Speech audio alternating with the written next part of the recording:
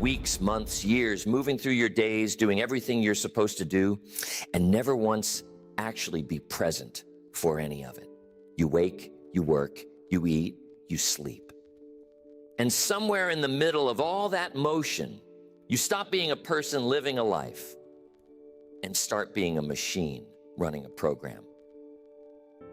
That is what I want to talk about. The machine you may have become without noticing. The program you may be running that you never actually chose. Here's the truth. Most people are not living their lives. They are being carried through them. There is a difference between doing something and choosing to do it. And after enough years of doing without choosing, the choosing muscle goes weak. You forget you even have it. You forget that at any moment you could stop, look around, and decide something different. This is what autopilot does to you. It doesn't feel like anything. That's the danger. Pain announces itself. Autopilot is silent. It is the absence of anything happening. You could spend a decade on it and never feel a single alarm go off. Today, I want to give you 10 signs that you have been living on autopilot. Not so you'll feel bad about it. Feeling bad accomplishes nothing, but so you can recognize it. Because you cannot wake up from something you don't know you're inside of. These are not dramatic signs. They will not look like a crisis. That is exactly why they're so hard to catch. Each one feels like a normal part of adult life. Each one feels like just the way things are. And each one is quietly telling you that you have stopped steering and let the current take the wheel. Now, before we go through them, you have to understand how a person ends up here, because nobody decides to live on autopilot. Nobody wakes up one morning and says, from now on, I'll stop paying attention to my own life. It happens by accretion. One decision at a time, you hand over a little piece of your attention to routine, because routine is efficient, and efficiency feels like progress, and it is for a while. Listen, the same routines that make you productive are the routines that put you to sleep. The very habits that free your mind from small decisions are the habits that eventually make all your decisions for you. I'm telling you, the human brain is built to conserve energy. It hates deciding. Deciding is expensive. So the moment you do something the same way twice, the brain files it as a pattern and starts running it automatically without asking you. This is a gift and a curse. It's a gift because it lets you drive a car without thinking about every movement. It's a curse because it will happily automate your entire life if you let it, right down to your thoughts, your reactions, your relationships, your sense of who you are. And here's what most people don't realize.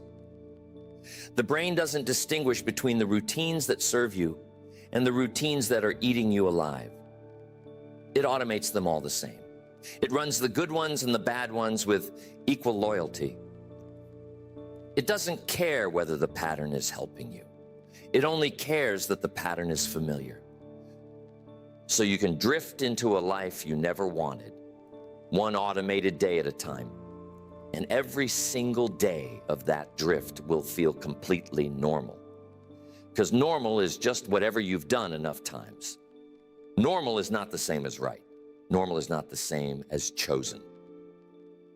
So if you have been feeling that something is off, but you can't name it, that vague sense that life is passing you by while you stand still, this may be why you haven't been living. You've been running. And the running has been so smooth, so quiet, so efficient, that you never noticed you weren't the one driving. The good news is that waking up is available at any moment. It does not require a catastrophe. It does not require you to burn your life down and start over. It requires you to see the signs and then to make one conscious choice, and then another, until choosing becomes a habit stronger than drifting. You must take this seriously, because every day you spend asleep at the wheel is a day you will not get back. and the years go faster than you think. So I want to talk about the things that we should be watching for.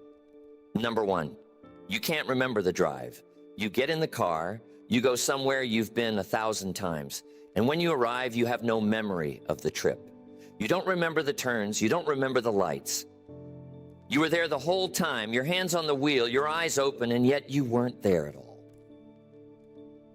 Here's the truth. This isn't just about driving. The lost drive is a small, obvious example of something that is happening across your entire life. If you can lose 20 minutes behind the wheel, you can lose a morning. You can lose a work day. You can lose a whole season of your life. The same way. The mechanism is identical. When a task is familiar enough, the brain runs it without you, and you check out. You go somewhere else in your head or nowhere at all, and the body carries on without the operator. The question you have to ask is, how much of my life am I doing this with? Because the drive is the one you notice. It's the one that surprises you when you arrive. But there are 100 other things you're doing on the same setting, and you never notice those. The conversations you have without listening, the meals you eat without tasting, the evenings that dissolve without leaving a single memory behind. You see, memory is made from attention. You remember what you attend to. If you cannot remember your days, it's not because your memory is failing. It's because you weren't there to make a memory in the first place. And a life you can't remember is a life you didn't really live. You occupied it. You were physically present for it, but you weren't home.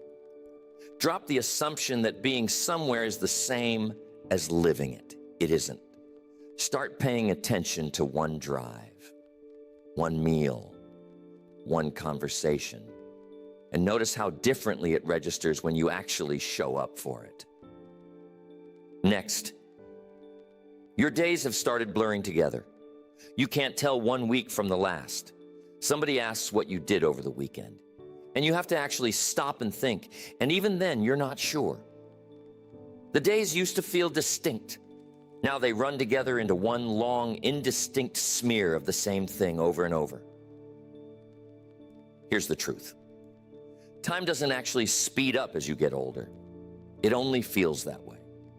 And it feels that way because of exactly this, the blurring. When every day is the same as the day before, the brain stops recording them separately. It's an efficiency measure again. Why store 100 copies of the identical day? So the brain keeps one copy and discards the rest. And 100 days collapse into the memory of one. That's why a year of routine can feel like it vanished in an afternoon. Think about the times in your life that felt long and full. The first year of a new job, the first year in a new city, a trip somewhere you'd never been. Those stretches felt enormous, didn't they? A single week could feel like a month. Not because there were more hours in it, but because it was full of new things, and the brain had to record every one. Novelty stretches time. Routine compresses it. And a life on autopilot is nothing but routine. That is why it evaporates. That is why you look up one day and a decade is gone and you can't account for it. I'm telling you, the blurring isn't just a memory problem. It's a signal. It is your life telling you that you've stopped encountering anything new. You've stopped putting yourself in situations that require you to be present. Everything you're doing, you've done before. So the brain has nothing to record. Drop the idea that this is just what getting older feels like. It isn't. It's what autopilot feels like at any age. Introduce one genuinely new thing into your week. One route you've never taken. One conversation with someone you'd normally avoid. One skill you've never tried. And watch the week grow longer.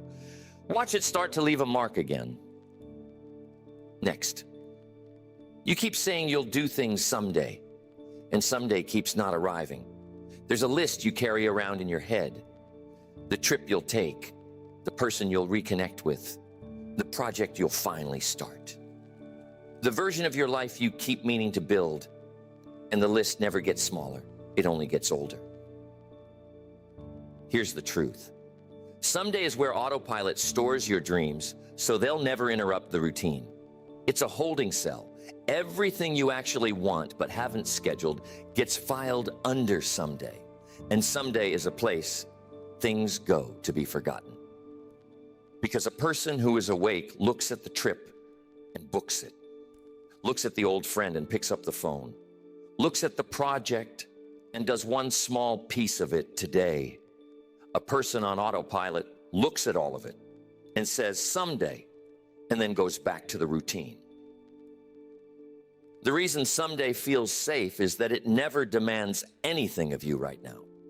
It's always out there in the future, comfortably far away, requiring nothing.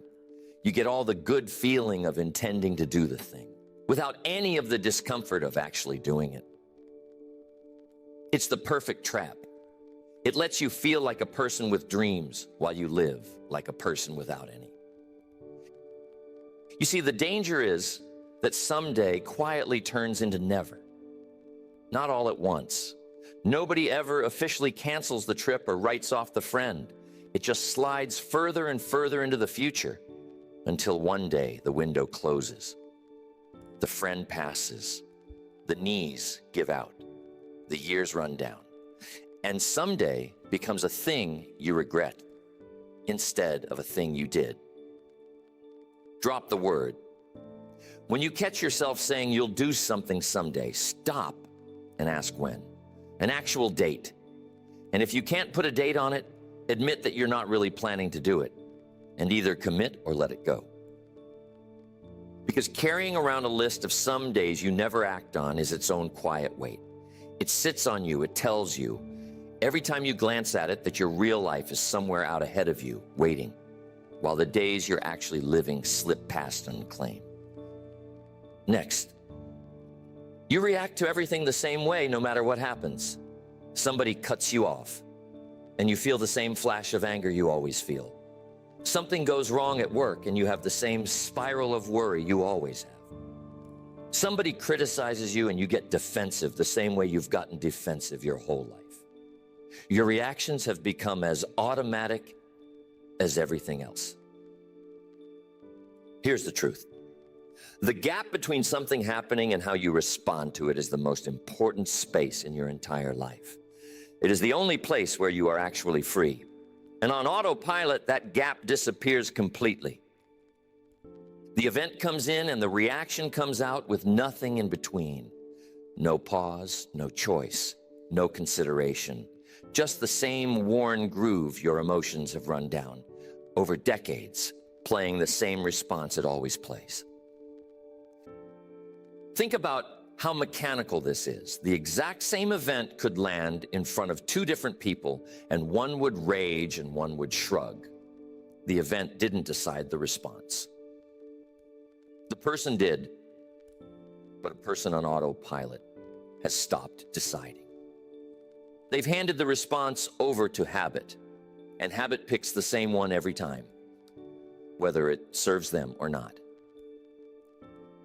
This is why some people never grow past the person they were at 25. Not because they can't, but because they react to every new situation with an old reflex. And the reflex was built by their younger, more foolish self. And they're being run by a version of themselves they should have outgrown years ago. Every fresh problem gets met with a stale response, and they wonder why their life keeps producing the same results. Drop the reflex. The next time something provokes you, find the gap, even a half second of it. Feel the reaction rising, and before you let it out, ask, is this the response I'd choose if I were actually choosing? Most of the time, the answer is no. And the moment you can ask the question, you've stepped off autopilot, at least for that one moment. String enough of those moments together, and you become a person who responds instead of a person who reacts. That is the whole difference between a life you steer and a life that steers you. Next, you've stopped noticing the people closest to you, your partner, your children, your oldest friends. They become so familiar that they've turned into scenery. You look at them and you don't really see them anymore. You hear them without really listening. They're a fixed feature of your landscape, and the brain has stopped attending to fixed features. Here's the truth. The people you love are exactly the people you're most likely to put on autopilot. Because familiarity is what triggers it. The more you know someone, the more the brain assumes it already has them figured out and stops looking. So you build a model of your spouse in your head years ago, and then you interact with the model instead of the actual person. You stop being curious about them. You assume you know what they'll say, and in assuming it, you stop hearing what they actually do say. This is how people drift apart while living in the same house. Not through any dramatic betrayal, through inattention, through years of looking at each other without seeing, talking without listening, sharing a space without sharing a life. Two people running side by side on separate autopilots, each assuming they already know the other, both slowly becoming strangers under the same roof. And here's the cruel part. The people who are closest to you are also the ones changing right in front of you all the time. Your child is becoming a different person every month. Your partner is growing and struggling in ways you're not seeing. And if you're relating to the model in your head instead of the person in the room, you miss all of it. You miss their whole life while standing right next to it. Drop the assumption that you know them. You don't. Not fully. Not anymore. Nobody stays the same. The next time you're with someone you love, look at them like you're meeting them. Ask a question you don't already know the answer to. Listen to the answer as if it might surprise you. Because the tragedy isn't that people leave.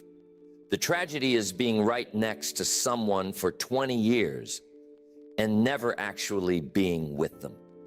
Waking up one day to realize you spent all that time in the same room as somebody you never really knew because you stopped paying attention the moment they became familiar. Next, you feel a low, constant restlessness you can't explain. Nothing is wrong. You have a job, a home, people, enough of everything, and yet there's this hum underneath it all, a vague dissatisfaction. A sense that you should be doing something else, being someone else, living somehow differently, and you can't put your finger on what or why. Here's the truth. That restlessness is not a malfunction. It is the part of you that's still awake, tapping on the glass, trying to get your attention. It's the piece of you that knows you're on autopilot, even when the rest of you has forgotten. Most people misread it. They think the restlessness means they need a new thing, a new car, a new house, a new relationship, a new city. So they change the external circumstances, and the restlessness quiets down for a little while, and then it comes right back. Because the problem was never the circumstances. The problem is that you've stopped being present for your own life, and some deep part of you knows it, and it will not let you rest. That is what the hum is. It's an alarm you can't turn off because you can't find where it's coming from. And it's coming from inside. It's the last conscious part of you refusing to go fully to sleep. You see, the reason a new purchase doesn't fix it is that a new purchase is just a new thing to put on autopilot. The excitement is the novelty. And novelty wakes you up, briefly. That's why it feels good at first. But within weeks, the new thing becomes routine. The brain automates it, you go back to sleep, and the restlessness returns. You've been treating a spiritual problem with a shopping solution, and it never works. Drop the search for the new thing. The restlessness isn't asking you to change your circumstances. It's asking you to wake up inside the circumstances you already have, to be present, to pay attention, to actually inhabit your own life instead of watching it go by. And the strange thing is, when you do that, when you finally show up for the ordinary life you already have, the restlessness fades. Not because you got something new, but because you finally arrived at what was already yours. The hum was never asking for more. It was asking you to come home. Next. You do things you don't even enjoy just because you've always done them. There's a whole category of activity in your life that you never actually chose and no longer even like. You keep doing it out of pure momentum. Somebody asks why, and the honest answer is, I don't know, I've just always done it that way. And that answer should alarm you more than it does. Here's the truth. A shocking amount of what you do every day is not a choice. It's inertia. It's a decision your past self made, maybe years ago, that your present self has never once revisited. You're still running instructions handed to you by a person you used to be. That person may have chosen well for the life you had then, but you don't have that life anymore. Your circumstances changed. Your needs changed. You changed. And yet the old instructions keep running because nobody ever went back to check whether they still made sense. Think about how much of your routine falls into this category. The way you spend your evenings, the commitments you keep out of obligation, the habits you formed for reasons that no longer apply, the whole shape of your ordinary week. How much of it did you actively choose recently? And how much of it is just the residue of choices made long ago by someone who no longer exists? I'm telling you, a life should be reviewed. Everything in it should have to earn its place over and over. The activity that made sense 5 years ago has to justify itself against the person you are now. But Autopilot never reviews. It never audits. It just keeps running whatever it inherited, forever, without asking a single question. Drop the momentum. Take one thing you do regularly and ask the simple question, if I weren't already doing this, would I start it today? If the answer is no, then you have your answer about whether to keep doing it. You will be amazed how much of your life fails that test. How many things you're carrying that you'd never pick up if they were sitting on the ground in front of you today. Set them down. Every hour you free from something you don't even want is an hour you can spend awake on something you actually chose. Next, you've stopped learning anything new.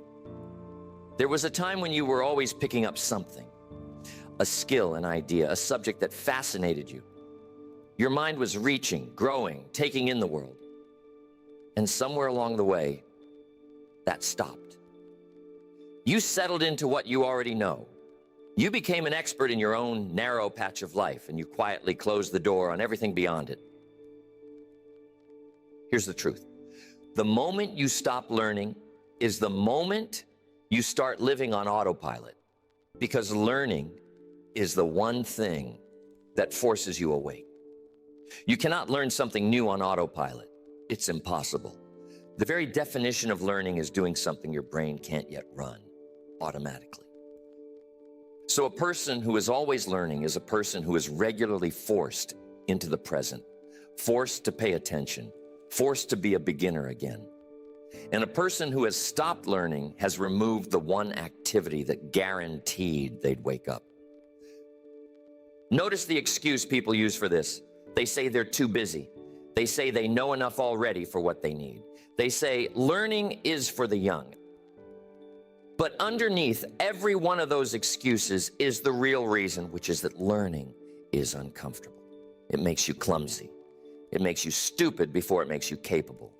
And on autopilot, we avoid anything that makes us uncomfortable.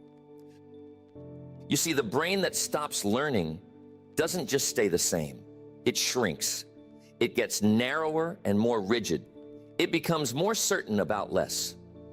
The unused capacity fades, and the world gets smaller, and the person becomes harder and duller with each passing year. Not because age did it, because the absence of learning did it. You can find people who are old and expanding, and people who are young and already closed. Age is not the variable. Learning is. Drop the excuse.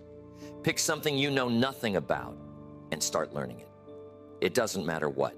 A language, an instrument, a trade, a subject. The content isn't the point. Being a beginner is the point. Because the act of learning drags you off autopilot by force. It won't let you coast.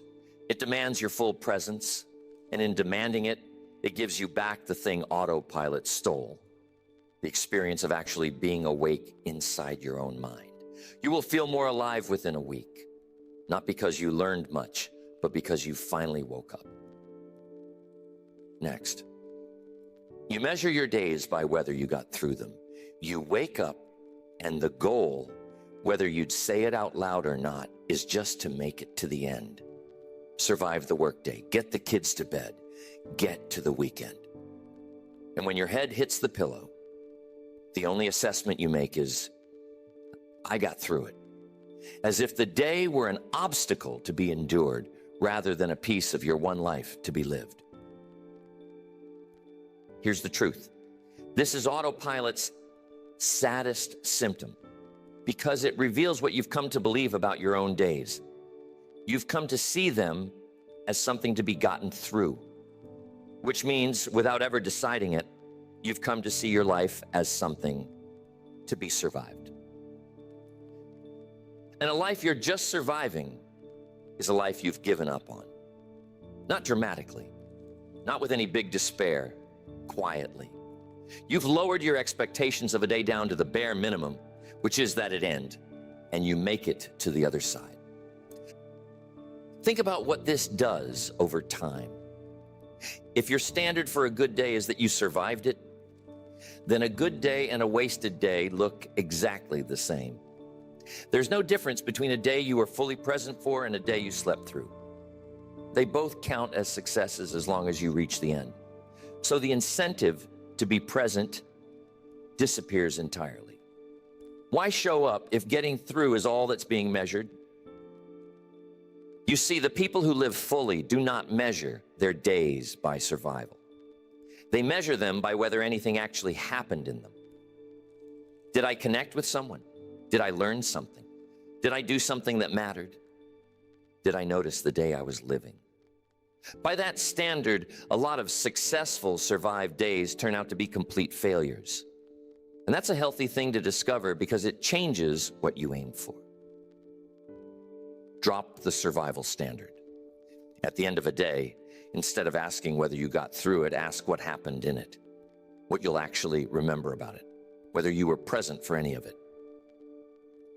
Most days, at first, the answer will be uncomfortable. You'll realize whole days went by with nothing in them worth remembering. Good. Let that discomfort work on you. Let it push you to build days that answer the question better. Because a day is not something to survive. It's a portion of the only life you get, and you don't get it back. Next. You feel like a passenger in your own life. This is the one that ties them all together. It's that unmistakable sense, when you're honest with yourself, that things are happening to you rather than being chosen by you. That the shape of your life was set by circumstances and momentum and other people's expectations, and that you've just been along for the ride, watching it unfold from the passenger seat. Here's the truth. That feeling is accurate. That's the hard thing to accept. It's not a distortion. It's a correct readout of what autopilot actually is. You genuinely have been a passenger, because a passenger is exactly what you become when you stop making conscious choices. The driver is the part of you that decides. And when you hand the decisions over to habit, to routine, to inertia, to what other people expect, you move yourself out of the driver's seat by default. Nobody kicked you out of it. You drifted out of it. And you've been riding along ever since. Now, here's what most people do with this feeling. They blame the circumstances. They say, of course I feel like a passenger. Look at my responsibilities. Look at my obligations. Look at everything demanding my time, as if the demands were driving the car. But the demands don't decide how you respond to them. The demands don't choose your attitude, your attention, your priorities, the meaning you make. Those are still yours. You just stopped exercising them. I'm telling you, you can have every obligation in the world and still be the driver of your life. The two things are not in conflict. Being the driver isn't about having no responsibilities. It's about meeting your responsibilities as a conscious choice instead of an automatic burden. The circumstances may be fixed, but whether you sleepwalk through them or wake up inside them, that has always been up to you. Drop the passenger seat, not by changing your whole life at once, by reclaiming one decision. Choose one thing today on purpose, consciously, because you decided it and not because the routine did. It can be small. It doesn't matter. What matters is that you feel your own hands on the wheel again, even for a moment, because that feeling is the antidote to everything on this list. The moment you remember that you are the one driving, autopilot loses its grip. You can always take the wheel back. It was never actually taken from you. You only forgot it was in your hands. So here is what I want you to carry with you. 10 signs you've been living on autopilot. None of them are catastrophes. None of them announce themselves. All of them have been quietly stealing your life while you assumed everything was fine. Each and every one of these signs is the same disease wearing a different face. The disease is inattention, the absence of conscious choice, the slow surrender of your life to routine, one automated day at a time. And the years you spend this way do not come back. That is what makes this urgent. A day slept through is gone the same as a day well lived, except it left nothing behind. You get one life, and it is made entirely of days. An autopilot is quietly spending yours while you look the other way. I am telling you, waking up does not require a disaster. Most people wait for one. They wait for the illness, the loss, the shock that finally jolts them into the present. Don't wait for that. You don't need to be shaken awake by tragedy. You can choose to wake up now, today, on an ordinary Wednesday with nothing wrong, simply by deciding to pay attention to the life you're already living. Pick the 3 signs on this list that describe you most. Just 3. Start there. Catch yourself in the middle of them. Notice the lost drive, the blurred week, the automatic reaction, whatever it is for you. And in the noticing, you'll already have started to wake up, because attention is the whole cure. You cannot be on autopilot and be paying attention at the same time. The two things cannot coexist. The moment you truly notice your life, you're driving it again. The version of you a year from now who woke up and stayed awake is going to be living a fuller life than the version who kept drifting. Not because anything external changed, but because that version was actually present for the days as they happened. That version will remember this year. That version will have been home for their own life. Wake up, take the wheel. Pay attention to the days while you still have them. You must trust that the difference is enormous. Because most people never wake up at all, and most people reach the end wondering where their life went.